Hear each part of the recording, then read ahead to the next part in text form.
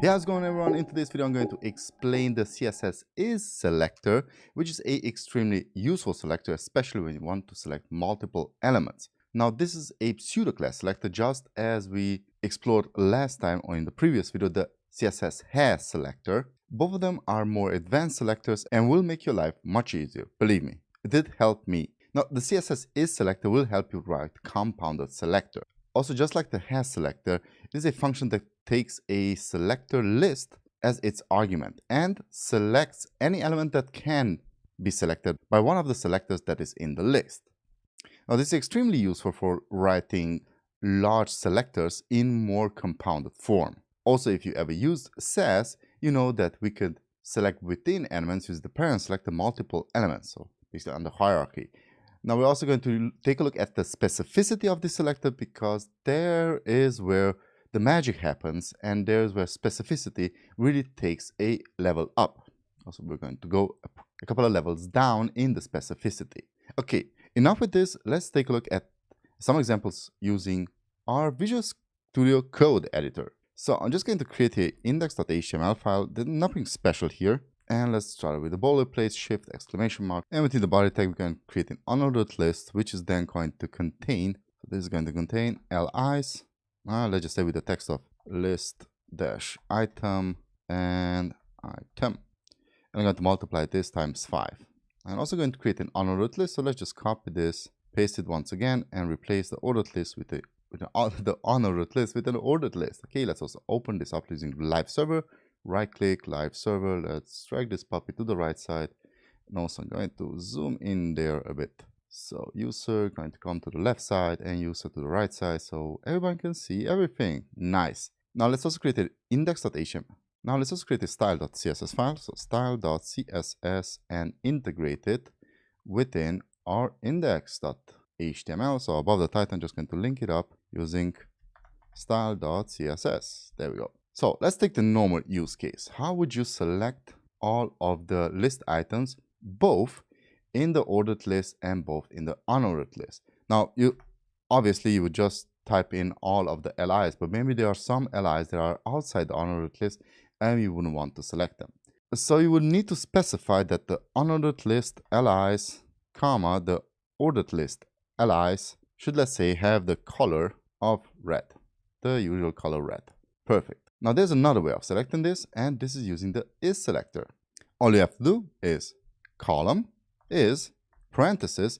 Now we're going to tell it where to look. So exactly as we're doing here, you're looking in your UL and you're looking in your OLs. You're going to look in your UL unordered list and ordered list, and within them we're going to select all of the LIs, and that's it. So by doing this, I'm going to change the color to blue. Let's hit save, and we're going to get exactly the same results. Okay, let's demonstrate something else. Let's create another selector, selecting all of the list items from the OL and the UL, comma, UL, select all of the list items, and let's say we're only going to select the odd ones. So let's use nth child, and we're going to select all of the odd ones, and we're going to change those colors to green. Okay, now this is not making any color for difference, so let's add also a background color of, let's say, hash and 333, and there we go. It's much easier to spot them now. How about if I select now again OL, UL, LIs, nth child, and select the evens, and let's say when I'm going to hover, so again hover over them, then the background color should change to let's say yellow, and the color should change to red. Color and red. So this means only when I'm hovering over those items, the color and the background color will change. Okay, now I'm going to copy in a little bit of HTML. Let's say, first of all, I'm going to add this to a section. So section, I'm going to add the unordered list and the ordered lists in this section. So move them, oops, select them and move them up here in the section. Now I'm going to create another section tag. After the section tag, I'm going to create an h2, and let's say h2, and CSS, just some kind of text in here. CSS and is, and so on and so on. After the h2, I'm going to create now another section tag. And within this section tag, let's say I'm going to create a aside. This aside is going to contain a h2, and that h2 is going to create the text of h2 aside. And right after the aside tag, I'm going to create an article, and the article will have another h2, and this h2 again is going to have the text of h2 and article.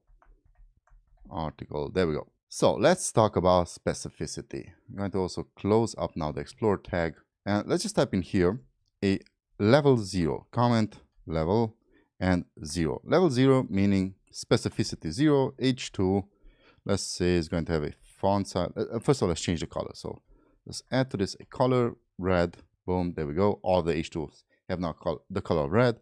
Let's increase the font size to 35 pixels. And let's also give it a margin to the left of 3 rem. Nothing new here. Now let's go to level 1, which meaning I'm just going to copy this. Level 1 meaning I'm going to select within the section tags all of the h2s, and let's also add article the h2s, and let's also add the aside h2s, aside and the h2s. Let's also scroll up a bit.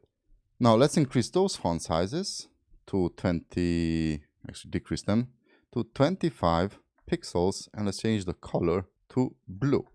Okay, so only these two are affected because of, as you can see, this h2 is outside any kind of section tag. A level 2 for this would be in the, actually I'm going to copy this in, making it much easier for you to understand. A level 2 for this will look something like this. So within a section, all of the sections, let's say have an h2, and I'm just changing everything to red. No, I don't want red, I want green. And there we go, only these two are affected, and also as you can see the pixel size drops down. Now, by using the CSS is selector, level 0 will basically look the same. We're not doing anything, not changing this. But level 2, instead of writing this, I'm going to type in another comment. Level 2 using is will look different. Basically, you're going to use the is selector, pass in here section, article, aside, and voila, select the h2s, and now let's change them to purple. So purple color and purple. And let's also comment out level 2 because this is overwriting everything. So much shorter, much simpler. Imagine having even more of this, just like we have here.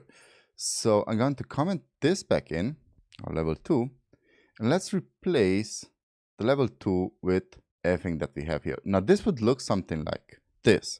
First of all is the selector, going to pass in the sections, then again article, and then aside, and then we can use the is selector once again and copy in everything that we have here. And now let's say h2, always remember to have a space there, h2, and let's change the color to yellow, and voila. So this is how you would solve something like this. Okay, so hope this was helpful. It's a pretty straightforward selector, makes your life much easier. Also, if you would like to use something like SAS, then there you go. There's your precompiled CSS. So hope this was helpful. If it was, give it a thumbs up.